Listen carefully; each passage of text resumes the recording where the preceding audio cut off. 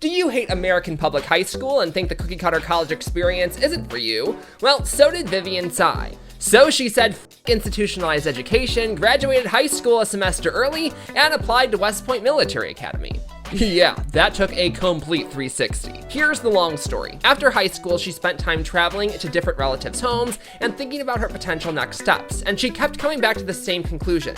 The traditional American university wasn't for her, but her parents vetoed that idea and told her, "Honey, it doesn't matter which university you attend, you just gotta attend one of them." And then one day she stumbled across the United States Military Academy, WestPoint, and realized it was the perfect fit for her. After attending a summer program, the soon-to-be sergeant cadet was confident the military was for her. Welcome to the show, Vivian Tsai. Vivian, thank you for coming on. Thank you so much for having me. I appreciate it. You know, when my bookings producer suggested you, I thought it was so interesting. She said, hey, I know this fantastic girl. She is a cadet at WestPoint. That means she's attending WestPoint. And I thought it was so interesting. So at WestPoint, your title is your WestPoint Cadet Sergeant Tsai. My question, though, is, how did you get into WestPoint? What made you go into that university?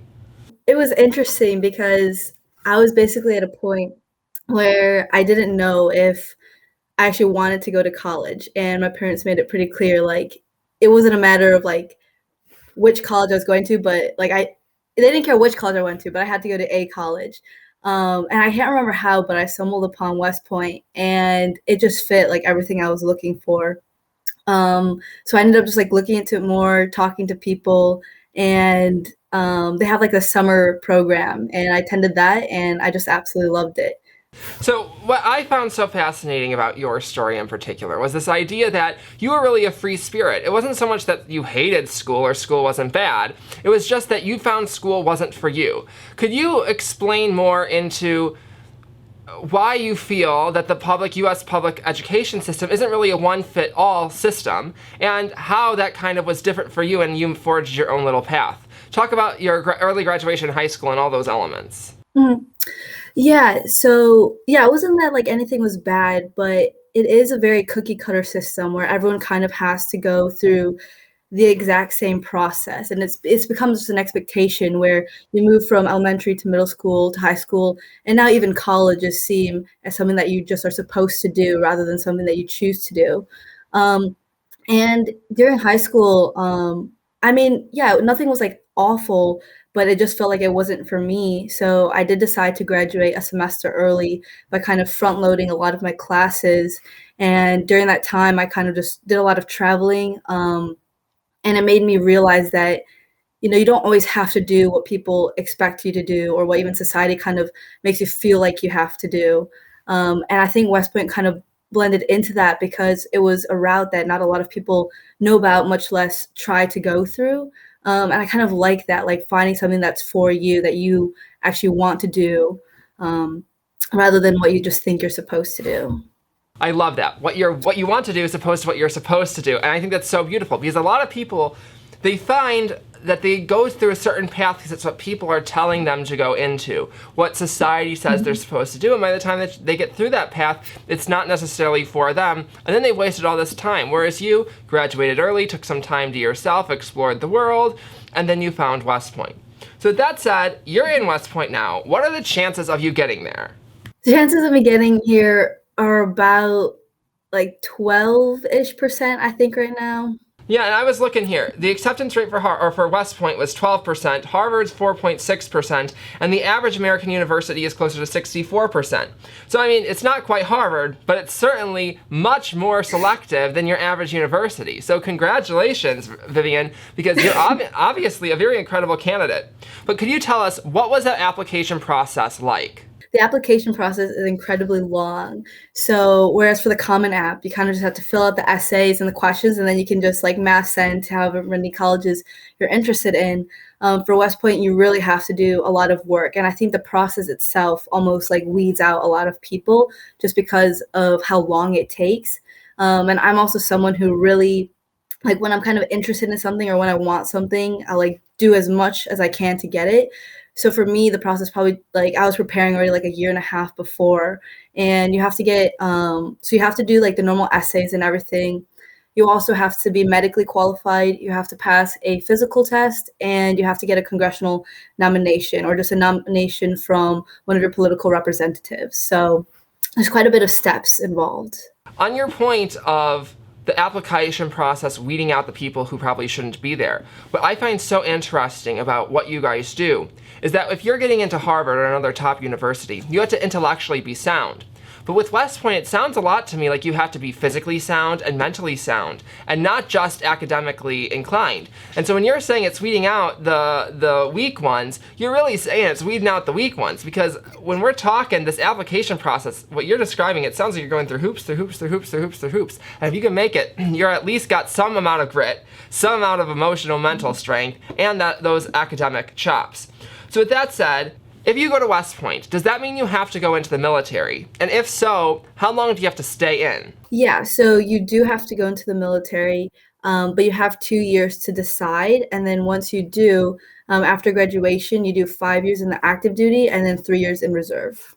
So just so we're clear on that, the university going to WestPoint is a 4-year experience, 4-year degree. The first 2 years, you get a trial run, you go there, you can leave at any time without any punishment. But then after that, you have to agree, complete your final 2 years, of which after the 4 years of education, you have to do another 8 in the military, 5 active duty, 3 in reserves, yes? Exactly. Oh my goodness. I have to tell you, Vivian, it is a unique person who's willing to give 12 years of their life towards this mission. And I'm not saying it's good, bad, or indifferent, but to me it just sounds like quite a lot. So with that said, when we hear these kind of challenges that go into being a West Point cadet, when we hear the length of time you have to serve, really, after graduating, what is that completion rate for students who start West Point and then go through all the way till completion? I don't know the exact percent, but I think it's actually relatively high. Like I would probably guess between like 80 to 90%. Yeah, I looked it up. It's 82%, which I actually think to be quite good, especially given the chances that correct me if I'm wrong, nothing could prepare you for being there other than being there, correct? Definitely. Well, Vivian, I have to say, I am really grateful for people like yourself who are willing to do this and pursue a career that's fighting for my freedom and others. And you have to make the decision at such a young age for such a long commitment. It's almost like you're committing to being a surgeon, but even that, like, it's even more time, to go and have to study for that with much less rewards. So why do people drop out of the program? We hear 82% stay in, but for people who are listening to this and saying like, ooh, this sounds interesting, it's something I might want to do. Are there like key things you find from friends or colleagues who have dropped out that prevented them from being able to make it all the way through, that people listening at home might be saying, oh, well, that's me, maybe I shouldn't venture into this, not to steer anybody away, but just so they can have a bit of education about it? I think a large part of it is just like not realizing until you've been through it. So BEAST, which is like our basic training that we have right before you like start the academic year, a lot of people go through that and just realize like, I can't see myself in the military. This actually isn't what I thought it was. So a lot of it, just like you said, right, where you don't really know what it's like until you do it. So a lot of it is just experiencing it and then deciding like, okay, is this what I thought it was? And if it isn't, then maybe I actually want to pursue something else. And then there are those who just like kind of break the rules. So we call them boards, but like if they go against our honor code, or there's alcohol boards, respect boards. So there's also, or like medical leave. So there's people who like get an injury or something that disqualifies them from being able to continue their service. So there isn't one specific thing. It kind of just is if you get through the application process and you've made the mental choice to be there, the chances are you should be able to get through it as long as you stay true to yourself. Yes? Yes. Wonderful. So you guys have any cute outfits? Can you tell me about your uniforms and what their significance is? Yes, we have a ton of uniform. So the one I'm wearing right now, we call them ACUs. So it's just Army Combat Uniform. It's what people, I would say, normally think of when they think of people in the Army. There's a ton, but so the one we wear during class is either we wear these or they're called our Ask for Class. And they're basically just black button downs, short sleeve in the summer, long sleeve in the winter. And then these like gray, disgusting like wool pants. And then in the summer, our like nice uniforms are called white over grays. So same thing, but just basically a white top instead of black top. We have our full dress, which is like our nice uniform during the winter, and it's just like this completely gray wool uniform, really thick jacket, like black stripe down the middle. My personal favorite are our India whites, so it's like completely white with like nice gold brass buttons down the middle, and then we have our full dress uniform, which is just like is nice, like kind of lowerish, like parade uniform. So we wear that for parades, and then with the white pants, that's what we wear to graduate. So I love it. From my standpoint, I think that it's really unique. I will say this. I visited West Point. It's a very hilly place, and I can only imagine that a lot of the uniforms look very hot. In the summertime, you're wearing like full pants and stuff, and then you're still having to climb the hills. That would be nuts. And it's also right by a river, so correct me if I'm wrong, like it's probably humid a lot of the time. So you guys are really suffering for the point of military style. And if any of the West Point leadership out there coming from one stylish gay to you, it might be time to rearrange the outfits a little bit more, get some more natural fibers in there and make it a little bit more comfortable and stylish for the cadets. All right. So with that said, before we get back into the serious conversations of what West Point education is like, while we're still here on kind of fun topics, could we chat about what dating life is like while you're at West Point? Mm-hmm. So I'm in a long distance relationship, and so it is pretty difficult at West Point, especially during Beasts, because you're not allowed to have your phone, so you can only communicate through letters. So having to go through that, we call them, so a lot of people get Dear John letters or Dear Jane letters, and that's just what we call breakup letters essentially. So there's a pretty high breakup rate during Beasts.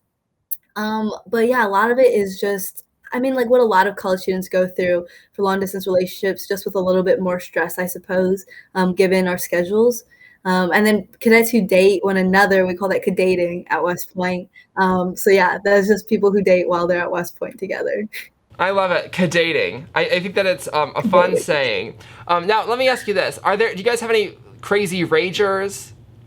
Is there like kind of a fun life there? Are you allowed to leave, I don't know, the base, the school, the university, whatever you guys call it? For our leadership, there aren't, but for the cadets there are some. They're under the table, yeah. All right, so Yeah, the secret West Point police can watch this video and follow you around next time it's party season and spot the midnight parties.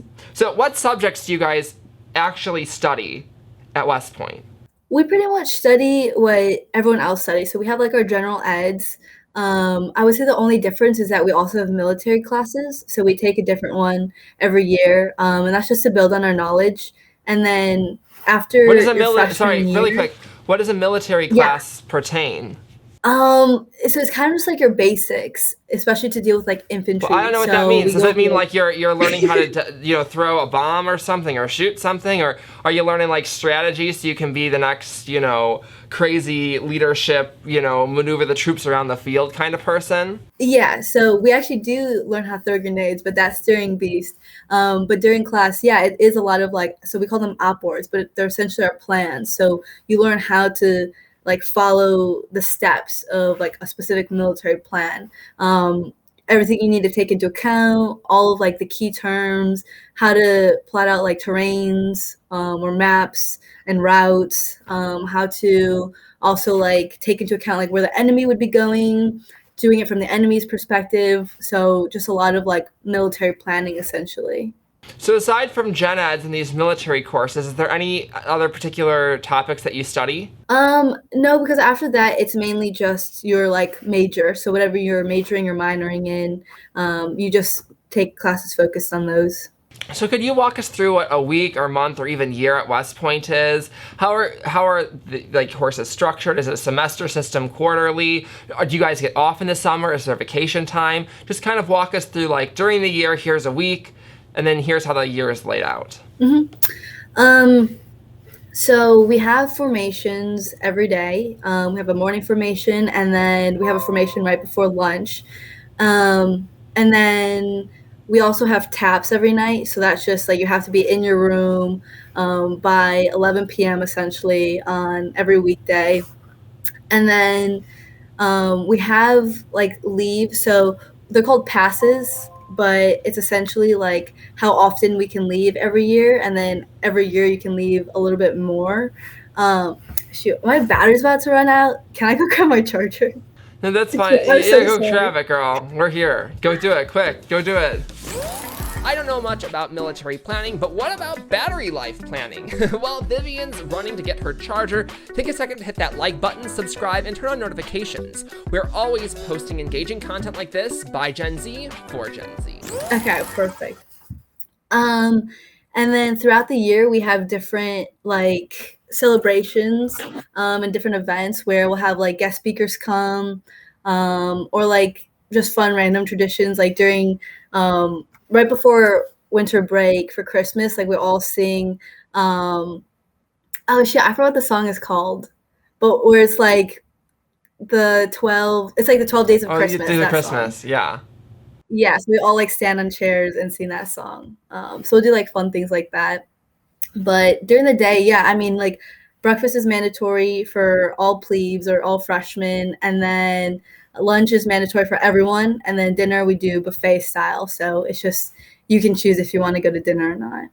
So then here, plebes. It sounds to me like there's a class structure in there. Can you tell us the names? Plebes, it sounds very unique. Yeah, so it goes plebes for freshmen, yucks for sophomores, cows for juniors, and then firsties for seniors. Oh my goodness, none of them sounded all that flattering. Can I tell you, Vivian, it sounds like you're in a cult. I'm sorry to break this to you. They make you wake up at a certain time, they make you do certain things, you have to get permission to leave the commune, you know. I think if you blink twice if you need help, Vivian, okay? So after you complete I your wouldn't disagree. education, yeah, after you complete your education at West Point, where do you go? After you finish your so after you graduate from West Point, you basically go to like whatever branch and post you selected. But immediately after, we have a little bit of summer leave, and then we have BOLIC, which is just a basic officer leadership course. So whatever branch we specifically have chosen, we have an officer course that basically prepares you for everything that you need for your specific branch. And when you go in and take that appointment, you're not going in on the ground level, correct? You're ranked up a little bit as in leadership, correct? Yeah, so you graduate as a second lieutenant. So that's like the lowest of the officers, but you graduate as an officer. If you weren't to have gone into West Point and you were to just join the military, how many chinks up is that from just entering flat out? A lot.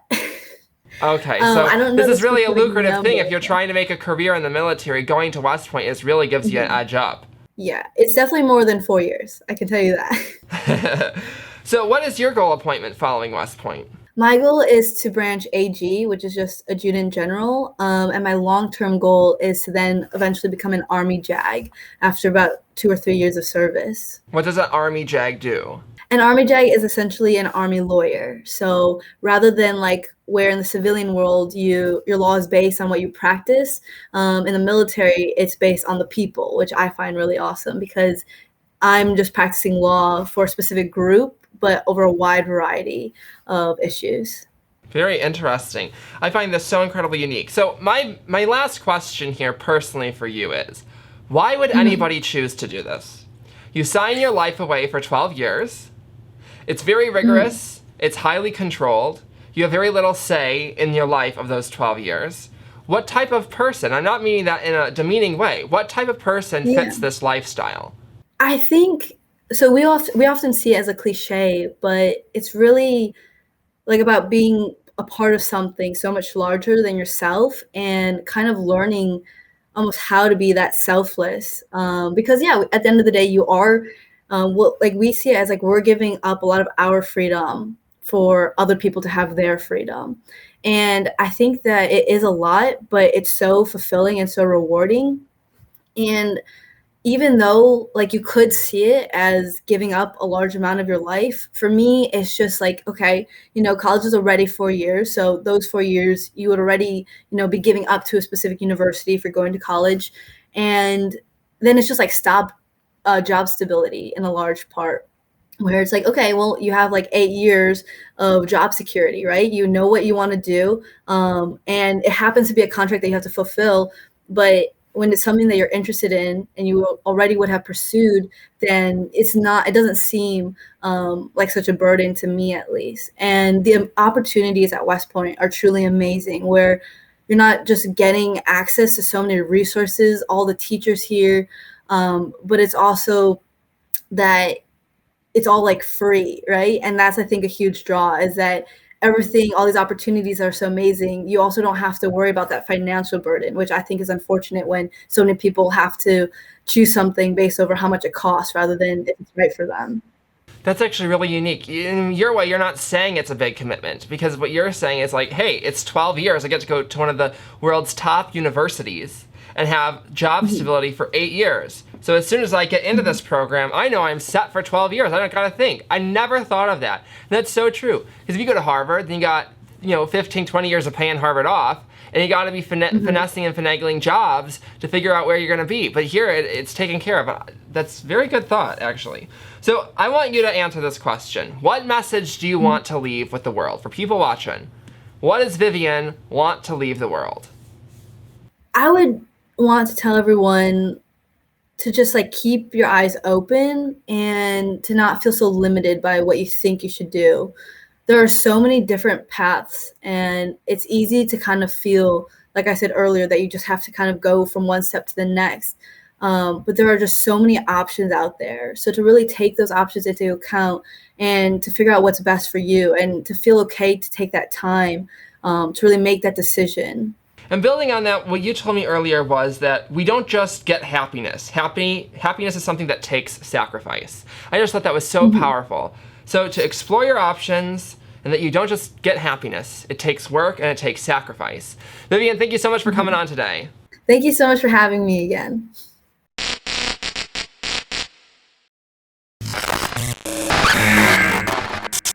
Click the green box to see part 3 of my interview with August and Sid, blue to subscribe, and pink to see my full series playlist. I'm your boy Timo. Until next time, keep your smile side up.